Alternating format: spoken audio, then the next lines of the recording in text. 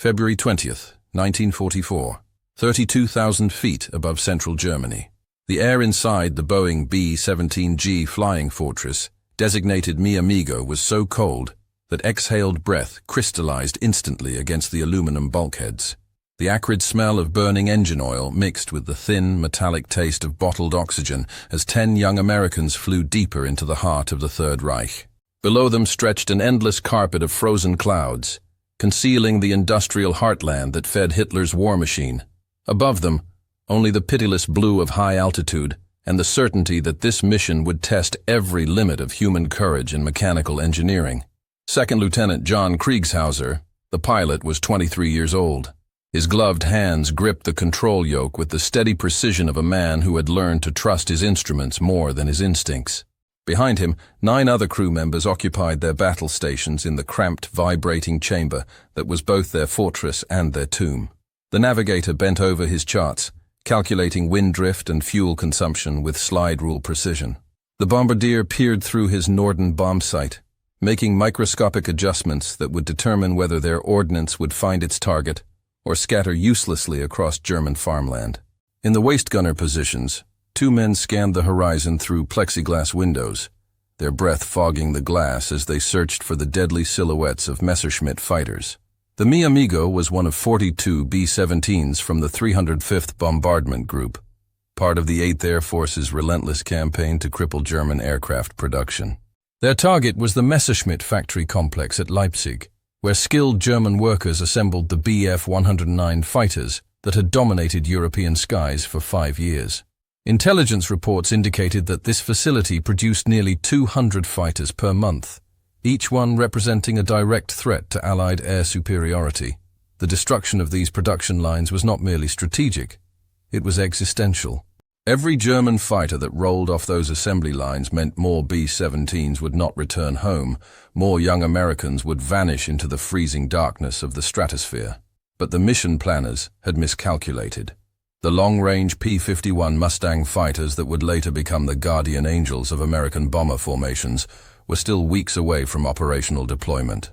Instead, the B-17’s relied on Republic P-47 Thunderbolt escorts, magnificent fighters that could outfight any German interceptor, but lacked the fuel capacity for deep penetration missions. Beyond Frankfurt, the flying fortresses would continue alone, trusting their defensive armament and formation discipline to survive the gauntlet of German air defenses. German intelligence networks had been tracking the American buildup for weeks. Luftwaffe commanders reviewed reconnaissance photographs of British airfields crowded with silver bombers, their aluminum skins gleaming like scales on some mechanical dragon preparing to breathe fire across the Reich. In officer clubs from Berlin to Munich, experienced pilots shared dark humor about American bomber tactics. They called the flying fortresses flying coffins, dismissing their defensive firepower as inadequate against determined fighter attacks. One veteran German ace reportedly quipped that shooting down a B-17 was like hunting cattle, predictable and ultimately futile for the prey. The Americans flew in rigid formations, sacrificing maneuverability for mutual protection, a tactic that German pilots viewed as evidence of inexperience and desperation. This arrogance was not entirely misplaced. German fighter pilots in early 1944 were among the most experienced combat aviators in the world, veterans of campaigns from the Battle of Britain to the desperate air battles over the Eastern Front. They knew their aircraft and their tactics with deadly precision. The Messerschmitt Bf-109G6, their primary fighter, could climb to 30,000 feet and attack with devastating speed. Its single 30mm cannon and twin machine guns concentrated in the nose for maximum effect. German squadron leaders had developed specific techniques for breaking up bomber formations, attacking from high altitude with the sun behind them, concentrating fire on the lead aircraft to disrupt navigation and bombing accuracy. The Mi Amigo's crew understood these realities with crystalline clarity. During briefings at their base in England, intelligence officers had outlined German fighter strength, anti-aircraft positions, and escape routes with clinical precision.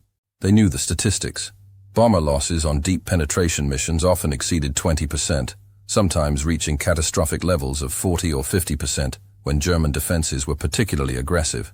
Yet they climbed into their aircraft each morning, performed their equipment checks, and set course for targets that represented the industrial backbone of Nazi Germany.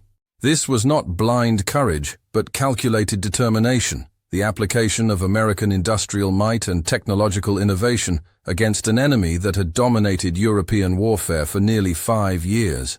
The B-17G Flying Fortress represented the pinnacle of American bomber design in early 1944. Each aircraft cost approximately $200,000, equivalent to millions in modern currency, and embodied thousands of hours of engineering refinement.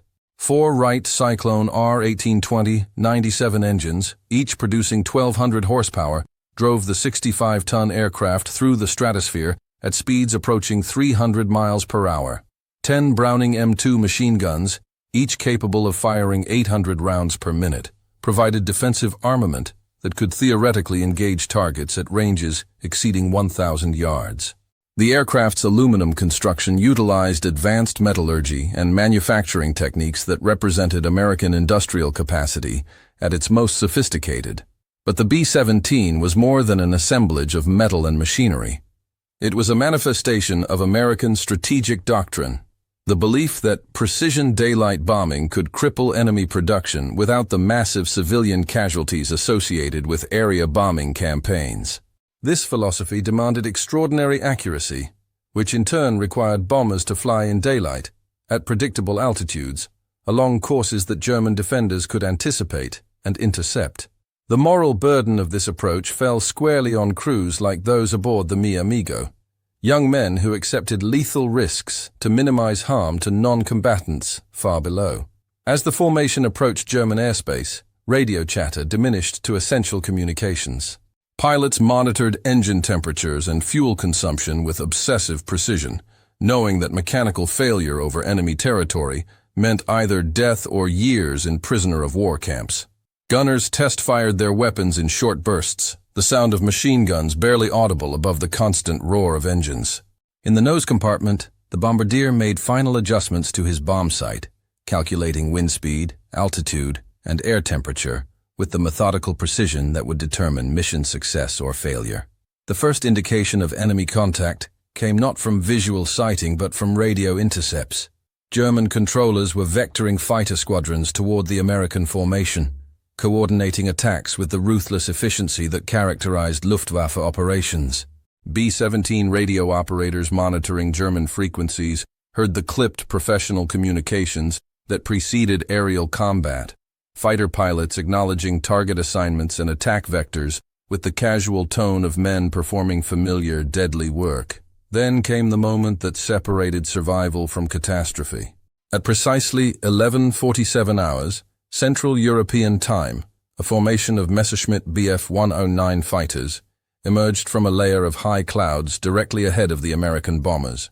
The German pilots had climbed to 35,000 feet, 5,000 feet above the B-17's, positioning themselves for diving attacks that would maximize their speed advantage while minimizing exposure to defensive fire.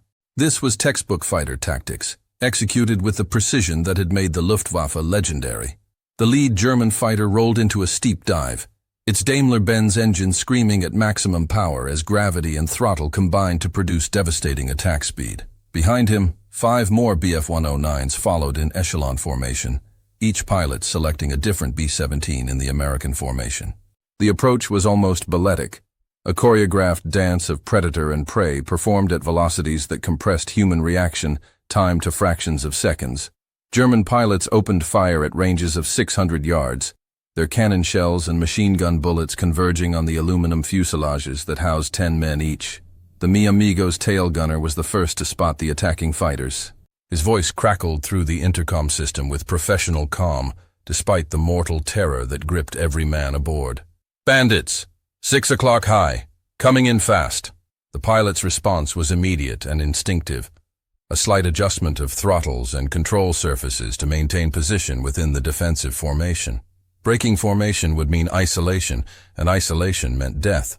Better to trust in mutual support and concentrated firepower than to attempt evasive maneuvers that would expose the aircraft to coordinated attacks.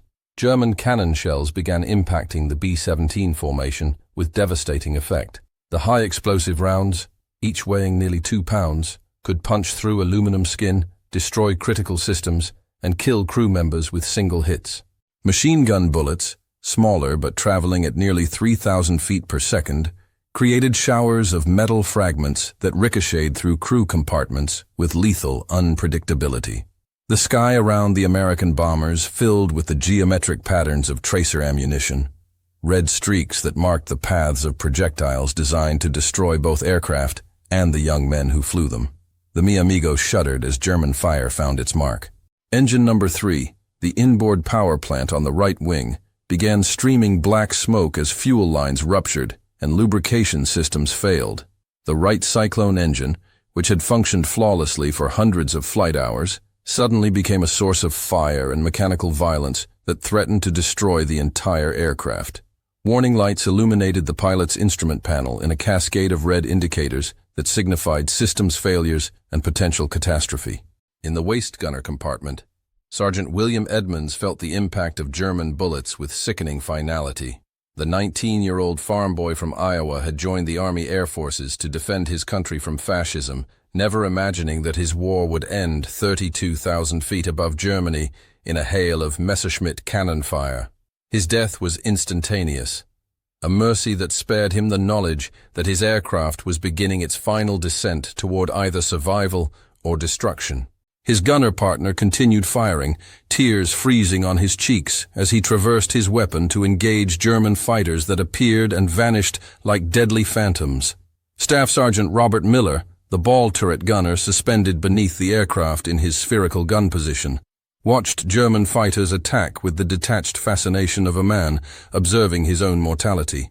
The Sperry ball turret, a masterpiece of mechanical engineering that allowed 360-degree rotation and elevation, became both his fortress and his prison as cannon shells exploded around his position. He returned fire with precise bursts from his twin 50-caliber machine guns, leading targets with the instinctive skill that separated veteran gunners from casualties. His bullets found their mark, striking a Bf-109 in the engine compartment and sending the German fighters spiraling toward the earth with a trail of white coolant vapor. The initial German attack lasted less than 3 minutes, but those minutes transformed the Mi Amigo from a proud symbol of American air power into a crippled machine struggling for survival. The number 3 engine continued burning despite frantic efforts to activate fire suppression systems. The hydraulic system, punctured by shell fragments, leaked fluid that reduced control responsiveness and threatened to make landing impossible. Most critically, the fuel system had been damaged, creating an invisible countdown to the moment when the remaining engines would starve and fall silent. Lieutenant Kriegshauser faced the fundamental challenge that confronted every bomber pilot over enemy territory: the mathematics of survival. Fuel consumption, altitude, airspeed, and distance to friendly territory formed a complex equation that would determine whether his crew lived or died. The aircraft's condition eliminated any possibility of reaching their assigned target at Leipzig. The burning engine made extended flight increasingly dangerous. The only rational decision was to jettison the bomb load and attempt an emergency return to England, assuming the aircraft could maintain altitude long enough to cross the Channel.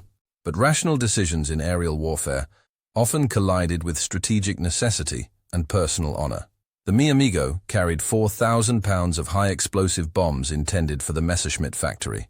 These weapons represented weeks of production effort, months of planning, and the accumulated hopes of Allied commanders who believed that systematic bombing could shorten the war and save thousands of lives. Jettisoning the bombs over German territory would accomplish nothing except reducing aircraft weight for the journey home.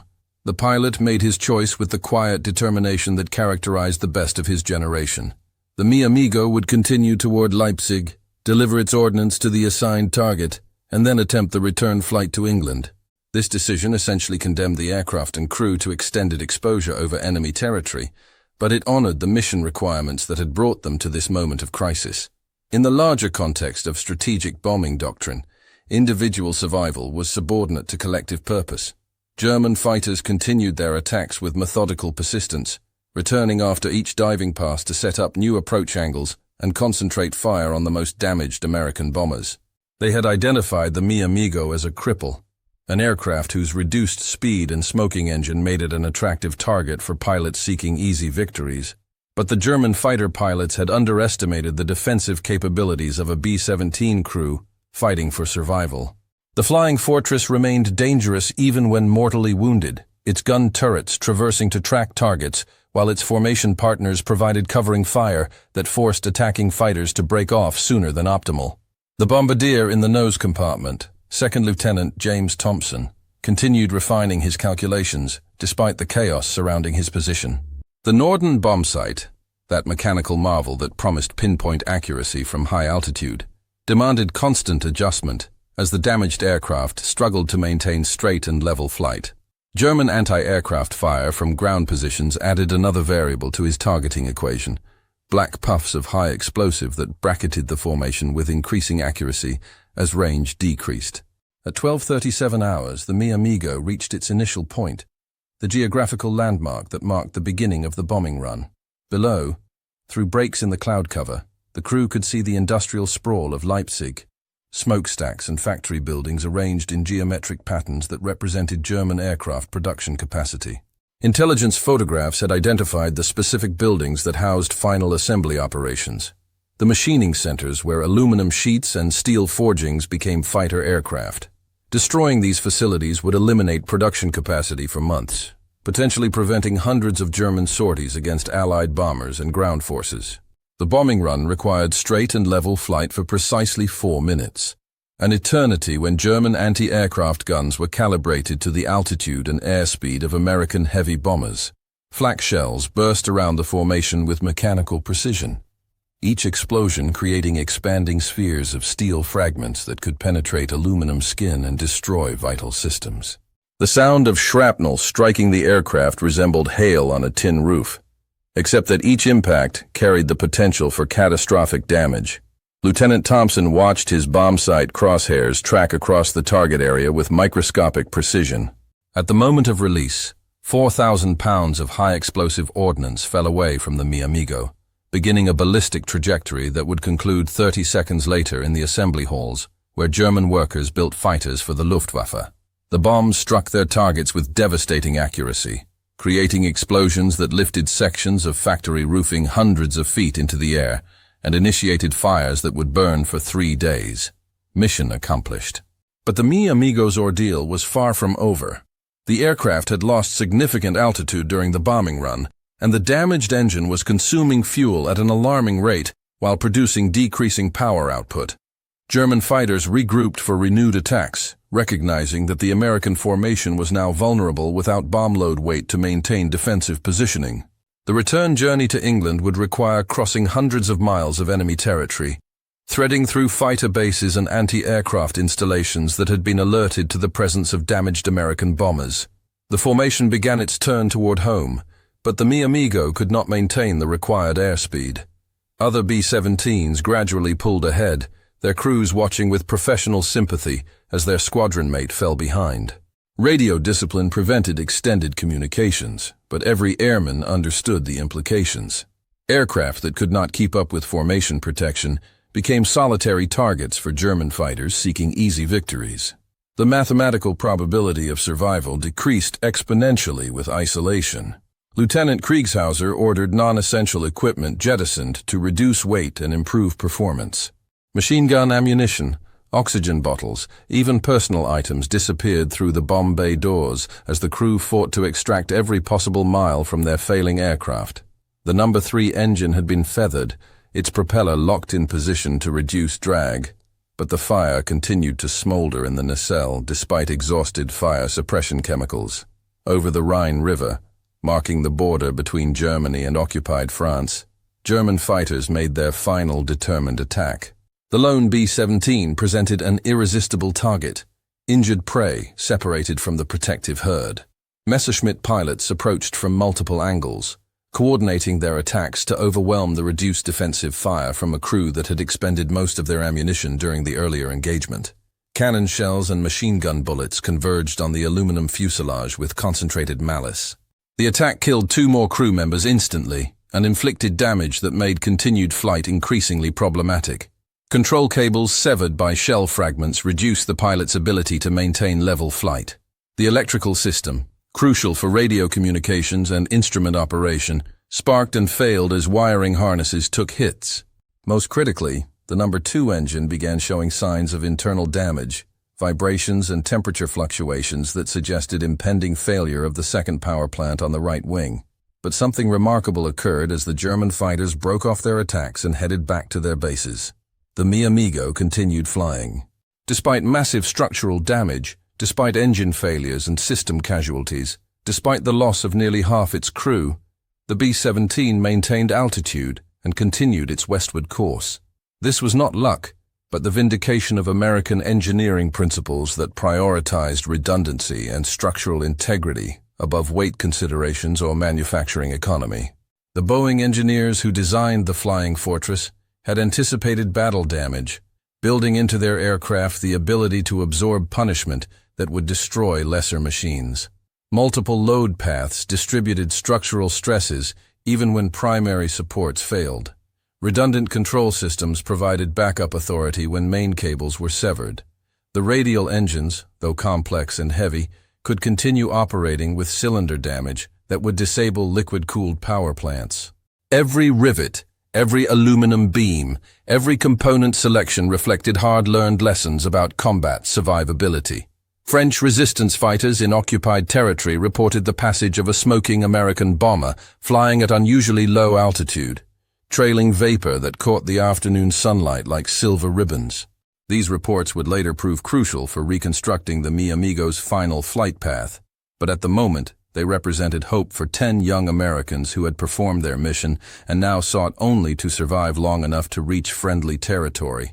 The Channel crossing presented unique challenges for damaged aircraft. The open water eliminated any possibility of emergency landing, while salt air corrosion could accelerate the failure of damaged systems. Worse, German naval units and coastal batteries remained capable of engaging low-flying aircraft, meaning that survival required sufficient altitude to avoid surface threats while maintaining enough airspeed to reach the English coast before fuel exhaustion. Lieutenant Kriegshauser performed constant calculations, balancing airspeed against fuel consumption, altitude against engine performance, hope against mathematical reality.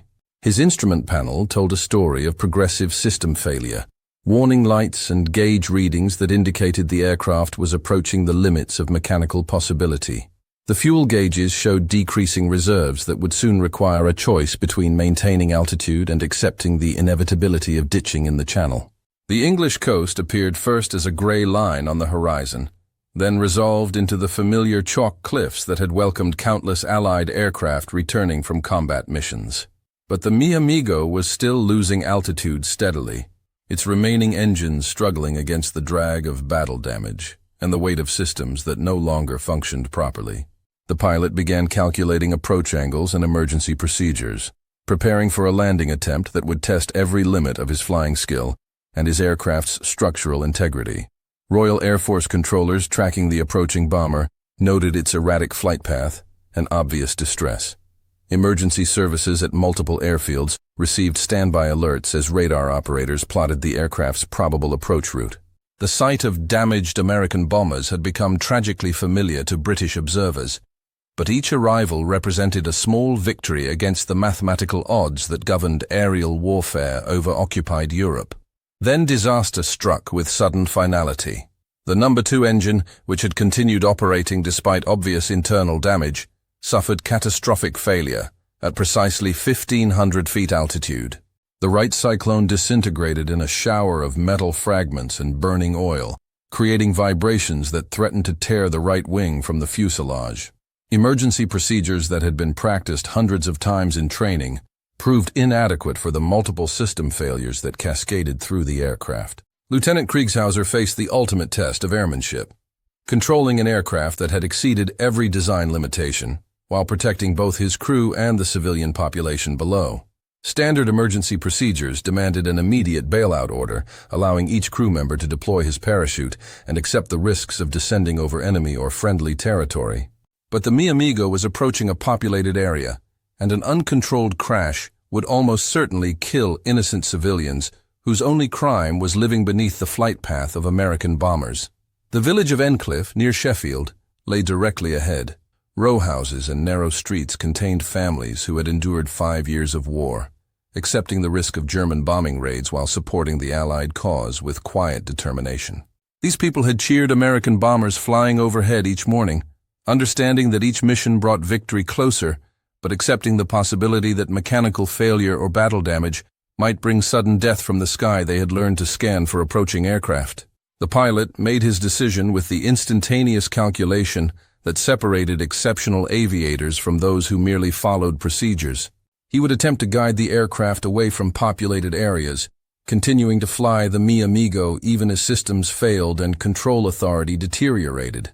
This decision essentially guaranteed his death and the destruction of his aircraft, but it offered the possibility of preventing civilian casualties that would haunt surviving crew members for the remainder of their lives.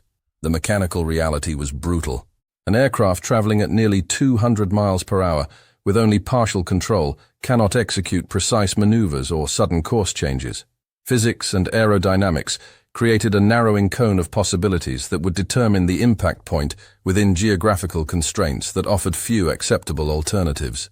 The pilot needed to identify a crash site that would absorb the aircraft's kinetic energy without creating secondary fires or explosions that could spread to residential areas.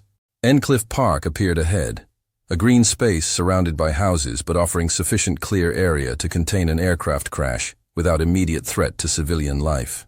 The park's trees would present hazards to any crew members attempting to parachute, but they would also help dissipate the energy of impact and potentially prevent the spread of aviation fuel fires. Lieutenant Kriegshauser aimed the dying aircraft toward this target while simultaneously ordering his crew to prepare for bailout. 7 crew members successfully parachuted from the aircraft, their silk canopies blossoming against the gray English sky as they descended toward uncertain survival. Each man carried the knowledge that his pilot and 2 remaining crew members had chosen to remain with the aircraft, sacrificing their own chances for survival to ensure accurate placement of the inevitable crash. This was leadership distilled to its essential elements, the willingness to accept personal cost for the protection of others. The Mi Amigo struck the earth at Endcliff Park with tremendous violence, its aluminum fuselage crumpling and tearing as kinetic energy transformed into heat and mechanical destruction.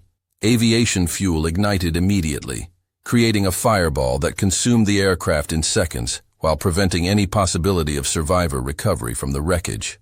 The explosion could be heard for miles, a sound that brought Sheffield residents running toward the crash site despite the obvious dangers of secondary explosions and burning fuel. Local firefighters and emergency personnel arrived within minutes, their equipment designed for urban fires, but pressed into service against aviation fuel blazes that burned with intense heat and toxic smoke. Police cordoned the area to prevent civilian casualties from unexploded ordnance or chemical hazards, while medical teams prepared to treat survivors and victims. The efficiency of the British emergency response reflected years of wartime experience with aircraft crashes, bomb disposal, and mass casualty incidents. 3 crew members died in the crash: Lieutenant Kriegshauser, Staff Sergeant Charles Tuttle, the engineer, and Sergeant Harry Estabrooks, the radio operator. These men had remained at their positions during the final moments, Kriegshauser maintaining control authority while his crew members performed essential functions that kept the aircraft flyable long enough to reach the designated crash site. Their sacrifice prevented what could have been a catastrophic fire in a densely populated residential area.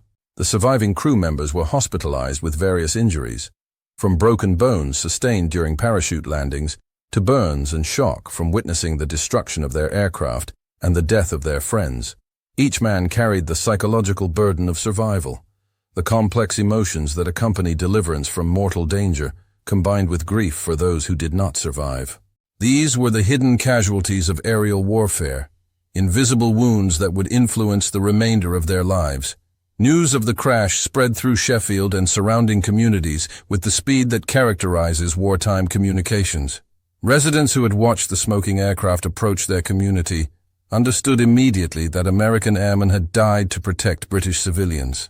This recognition created a bond between strangers that transcended nationality and military hierarchy, a shared understanding of sacrifice that would endure long after the war's conclusion. The wreckage investigation revealed the extent of battle damage that the Mi Amigo had absorbed during its mission over Germany and its subsequent flight to England. German cannon shells and machine gun bullets had created over 200 individual puncture holes in the aircraft's aluminum skin. Critical systems, including hydraulics, electrical wiring, and fuel lines, showed multiple impact damage. The fact that the aircraft had continued flying for nearly 3 hours after receiving such damage testified to both the engineering excellence of American aircraft design and the determination of crew members who refused to abandon their mission or their responsibility to civilian protection. British authorities arranged burial services for the 3 American airmen with full military honors, recognizing their sacrifice with ceremonial rituals that acknowledged both their service to the Allied cause and their specific choice to protect civilian lives. Representatives from the United States Army Air Forces attended the ceremonies, formal tributes that connected individual loss to the larger strategic purpose that had brought American bombers to European skies. The story of Mi Amigo's final flight became part of local folklore, passed down through generations of Sheffield families who remembered the day that American airmen chose death over the possibility of civilian casualties. Children born after the war learned about Lieutenant Kriegshauser and his crew as examples of heroism that transcended national boundaries and military obligations.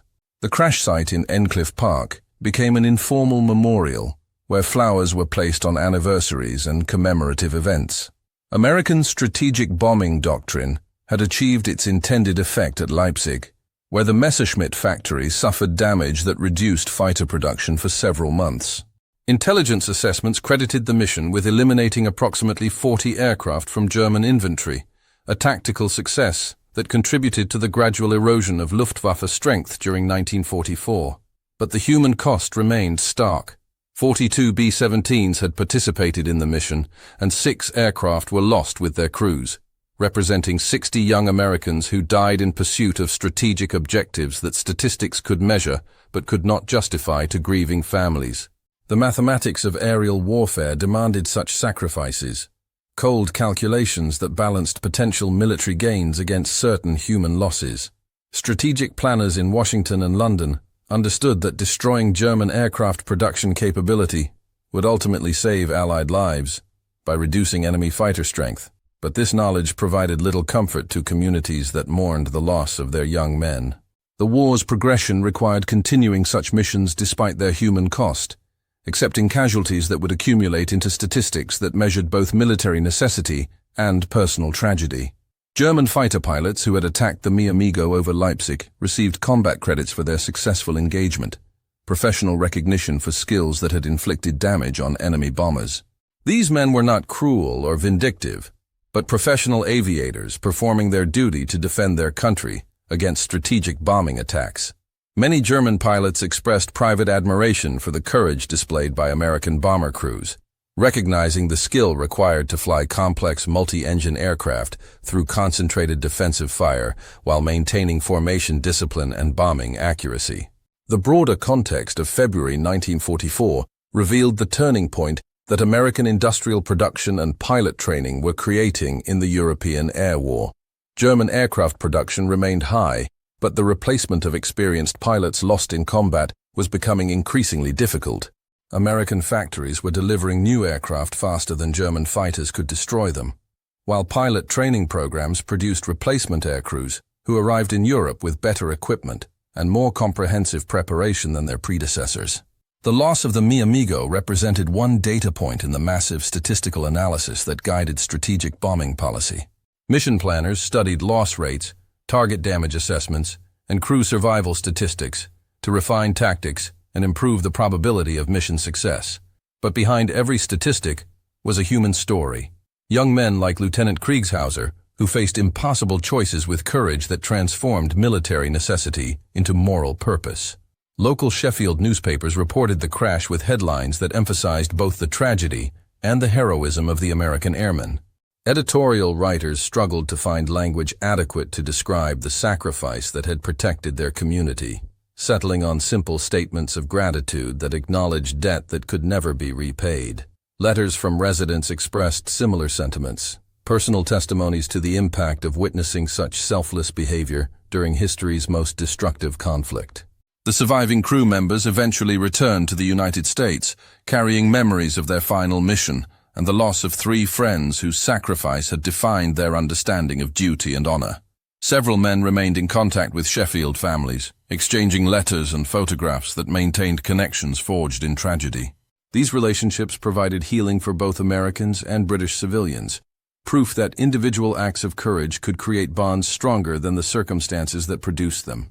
Years later, aviation historians studying the effectiveness of strategic bombing campaigns would examine missions like the Leipzig raid as examples of tactical evolution during the air war over Europe. The gradual introduction of long-range escort fighters, improvements in bombing accuracy, and refinements in formation tactics reflected lessons learned from losses like the Mi Amigo. Each mission contributed data that influenced subsequent operations, a continuous learning process that gradually shifted the balance of aerial warfare in favor of Allied forces. The technical analysis of the Mi Amigo's final flight revealed engineering principles that would influence post-war aircraft design. The structural redundancy that allowed the B-17 to continue flying despite massive battle damage became standard practice in military and civilian aviation. Multiple control systems, redundant power sources, and crash-worthy fuel systems reflected hard-learned lessons about survivability that translated into improved safety for future aviators. But engineering excellence could not eliminate the human element that transformed mechanical function into moral choice. Lieutenant Kriegshauser's decision to guide his aircraft away from populated areas represented individual character rather than systematic training or procedural compliance. Such choices could not be designed into aircraft or programmed into automatic systems. They emerged from personal values that young men carried with them into aerial combat. The Memorial Garden, established at Endcliffe Park in 1969, 25 years after the crash, provided a physical focus for remembrance and reflection. The bronze plaque commemorating the American crew included their names, ages, and home states, personal details that connected individual sacrifice to the communities that had produced these young men. Visitors to the memorial included both British residents and American tourists, pilgrims drawn by shared recognition of values that transcended nationality and military service. Educational programs in Sheffield schools incorporated the story of Mi Amigo into curricula that taught children about World War II history and moral decision-making. Teachers used the crew's sacrifice to illustrate principles of duty, courage, and selflessness that remained relevant decades after the war's conclusion. These lessons connected historical events to contemporary ethical challenges, demonstrating how individual choices during extreme circumstances could provide guidance for facing lesser but still significant moral dilemmas. The psychological impact of the crash extended beyond immediate participants to influence community attitudes toward military service and international cooperation. Sheffield residents who witnessed the aircraft's final approach developed lifelong appreciation for the sacrifices made by foreign military personnel in defense of shared values. This understanding influenced post-war support for NATO alliance structures and transatlantic partnerships that reflected wartime cooperation between American and British forces. Research into post-traumatic stress among World War II aircrew revealed that survivors of aircraft losses often carried psychological burdens that influenced their civilian careers and personal relationships.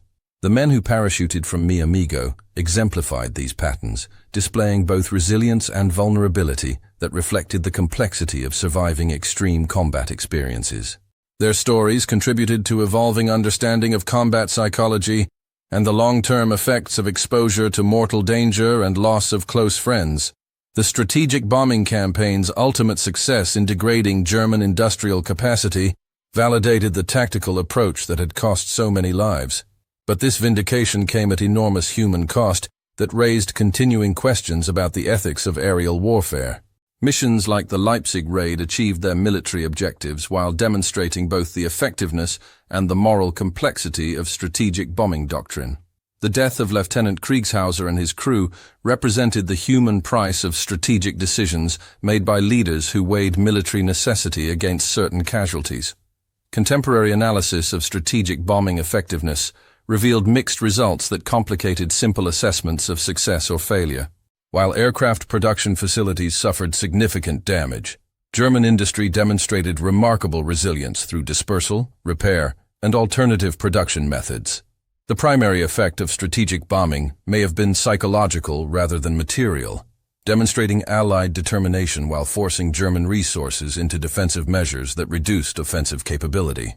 The legacy of Mi Amigo's final flight transcended military history to become part of cultural memory that shaped post-war relationships between former allies. The story provided a foundation for continuing friendship between American and British communities, evidence that shared sacrifice had created bonds stronger than temporary military cooperation. Annual commemoration ceremonies maintained these connections while honoring the memory of young men whose courage had protected innocent lives. Modern aviation safety systems incorporate lessons learned from World War II aircraft losses, including redundant control systems, improved crashworthiness, and emergency procedures that reflect hard-won knowledge about surviving mechanical failure and combat damage. The engineering principles that allowed the Mi Amigo to continue flying despite catastrophic damage became standard features in both military and civilian aircraft design, testament to the practical value of wartime experience translated into peacetime application. The moral dimension of Lieutenant Kriegshauser's final decision continues to resonate in contemporary discussions of military ethics and individual responsibility during armed conflict.